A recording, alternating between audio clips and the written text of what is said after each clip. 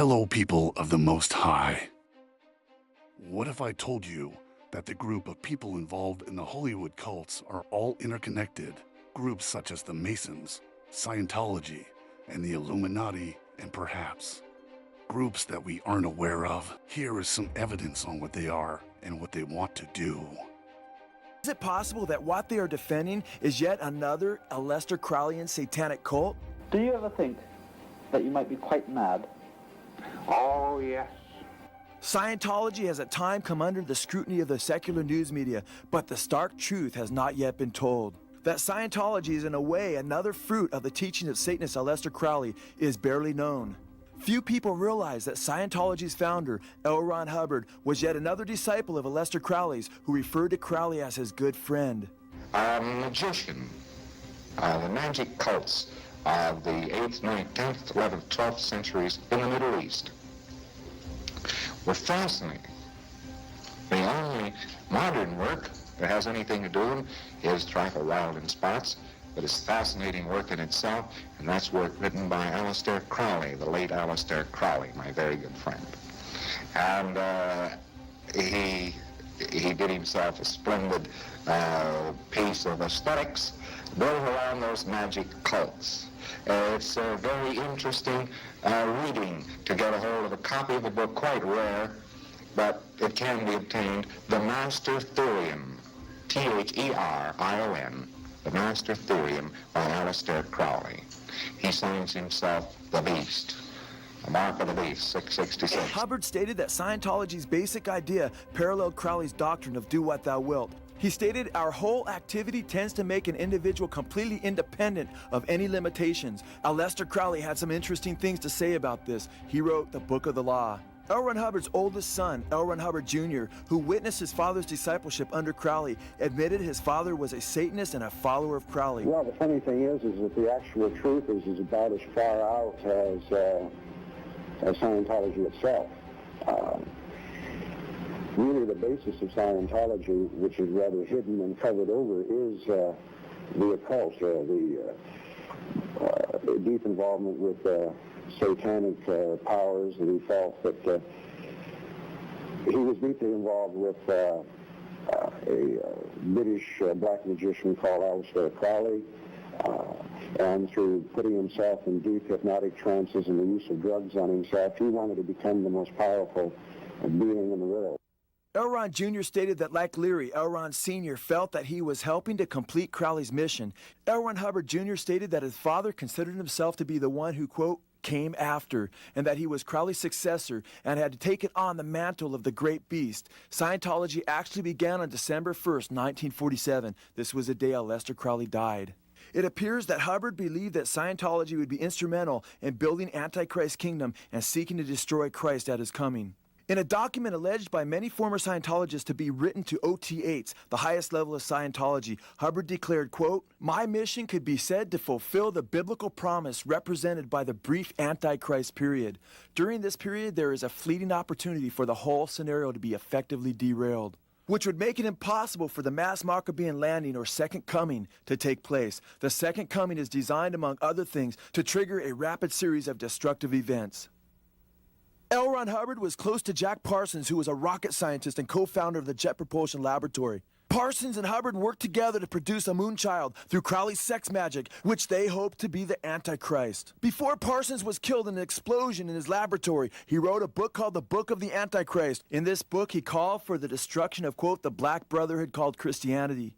And he stated that the Antichrist would bring all men to the law of the beast, 666, and in his law I shall conquer the world. Aleister Crowley was a deceiver who lied to his followers by promising them freedom and all the while bringing them into satanic slavery. While Crowley claimed that his followers would be free through the practice of do what thou wilt, they were actually brought into satanic bondage, the worst kind of slavery and non-freedom in existence. Notice how Crowley's doctrine of thelema, or will, was really a subtle way of enslaving his followers to Satan. Crowley taught, quote, they must accept the book of the law as the word and the letter of truth and the sole rule of life. They must acknowledge the authority of the beast, 666, and of the scarlet woman, as in the book it is defined. He said they must accept their will as constituting the will of the whole order, whatever happened to do what thou wilt, right? He stated they must accept the crown and conquering child as the Lord of the eon and exert themselves to establish his reign upon the earth. In the end, Aleister Crowley was totally deceived. He died hopelessly addicted to heroin and enslaved to Satan. Witnesses declared that his last words before his death were, quote, "I am perplexed," and, quote, "sometimes I hate myself." Crowley himself had been totally deceived by Satan as he was led to believe that he himself would be the Antichrist. And now he was on the verge of death, not having realized his twisted dream. He was said to be very depressed before his death and extraordinarily fearful. Crowley knew that it was time for him to face his creator whom he had so mocked, and he knew that the scripture stated it is a fearful thing to fall into the hands of the living God, and that our God is a consuming fire. Crowley was heard pacing before his death until he finally collapsed and met his horrible end in hell. Sadly, he is taking millions of people to hell with him as the father of modern culture and as the patron devil of rock and roll. By the time you read this, I will no longer be occupying the body and identity that you have known as Ron. What follows is a story that has been withheld for reasons which will soon be obvious, until such time as there were enough OTs that something could be done about it. Some 80-odd million years ago, Earth-time plans were drawn by a group outside the messed universe for the eventual takeover of a good portion of the universe. They conceived an ongoing implant, portions of which have been fairly faithfully rendered in parts of the Bible. This implant, laid in by carefully controlled genetic mutation, makes it effectively impossible for beings on the more heavily affected planets such as Earth to become free. It causes progressive genetic evolution that gives the subject population greater and greater susceptibility to the telepathic impingement and direction of the controllers. No doubt you are familiar with the Revelation section of the Bible, where various events are predicted. Also mentioned is a brief period of time in which an arch-enemy of Christ, referred to as the Antichrist, will reign, and his opinions will have sway. All this makes for very fantastic, entertaining reading, but there is truth in it. This Antichrist represents the forces of Lucifer, literally the light bearers or light bringer.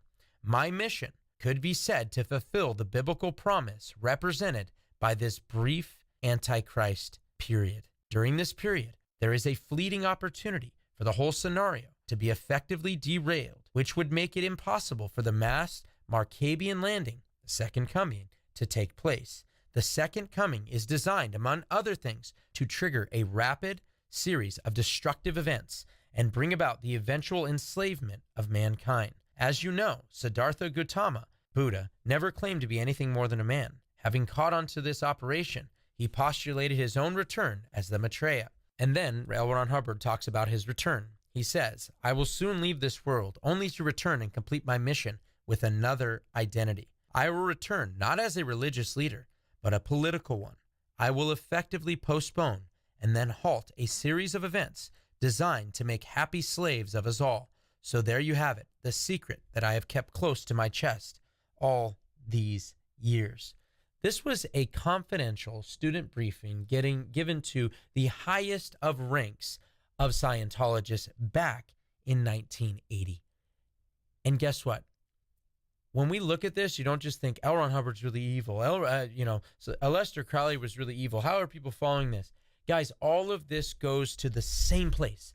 It's all leading to the same place. Even the false teachings of Kingdom Now, Dominionism, even the false teaching of some that are involved in the Reconstructionism, all of it is going to lead to one centralized leader every single time. And it doesn't mean it's going to be L. Ron Hubbard incarnate, but it does mean that it greases the skids for those involved in the movement. It does mean it greases the skids. Stuff like this, or even the teachings of eschatology in Islam, will grease the skids there.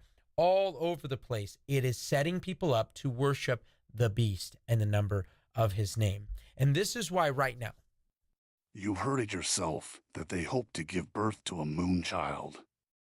What if that moon child is already here?